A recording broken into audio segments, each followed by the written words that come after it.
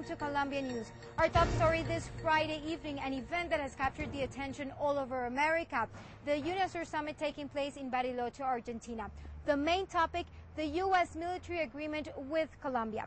President Álvaro Uribe began the discussion, leaving very clear that he would not allow any country to meddle in Colombia's internal affairs. He also asked the countries gathered in the Unasur meeting to call the FARC as a terrorist group. Let's see more details on the Unasur summit. The meeting began with a lot of tensions that were quickly overcome with jokes and praises done by different presidents. Colombia's President Álvaro Uribe was the first one to talk. In his intervention, he said the agreement does not affect Colombian sovereignty, nor will be used to attack neighboring countries, as President Chavez is arguing. He reaffirmed that the presence of the U.S. military troops will mainly help Colombia's army in the fight against drug trafficking and terrorism.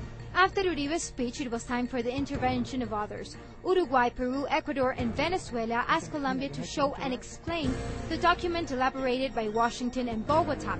Venezuela and Ecuador went further. President of Venezuela, Hugo Chavez, showed a U.S. document called Global En Route Strategy, where, according to him, there is an alleged plan to make Colombia a center of operations for the U.S. established in Latin America. This, according to Chavez, is the real reason behind the agreement between Colombia and the United States.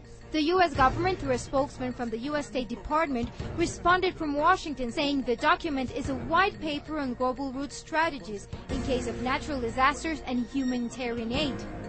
On the other hand, President of Ecuador, Rafael Correa, argued that Colombia has the biggest army in Latin America and there is no need for foreigner intervention to solve its internal problems.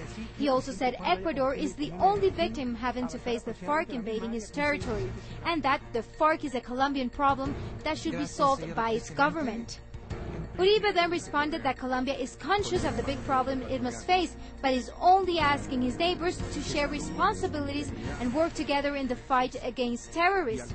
He said Colombia has been a respectful country and has not interfered in other countries' internal affairs, referring to Chavez's constant insults and threats on expanding his political party to Colombia. Uribe once again apologized to Ecuador for the military attack that occurred more than a year ago in that territory, where one of the FARC's commander, Raúl Reyes, was killed, but remembered that due to this military operation, the Operación Jaque, where 3 American citizens were rescued, along with Ingrid Betancourt, was possible. Uribe concluded that his government has no problem in allowing Unasur members to go through Colombia's military agreement with the U.S., but with the supervision of the OAS. He also said other military agreements signed by the region with other countries should also be overlooked. For more information about this important event taking place in Argentina, stay connected with ColombiaNews.tv with our latest updates.